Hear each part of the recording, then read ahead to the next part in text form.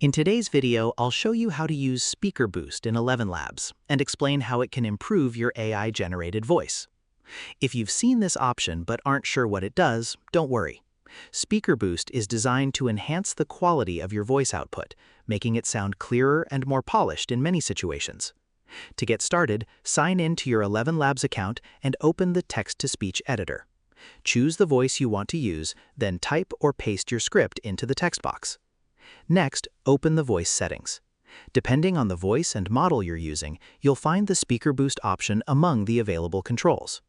Turn Speaker Boost on, then generate a short audio sample. Listen carefully to how the voice sounds.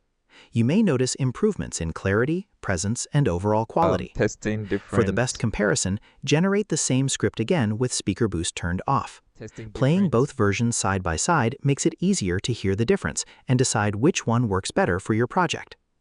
Keep in mind that Speaker Boost may have a different effect depending on the selected voice and the type of content you're creating.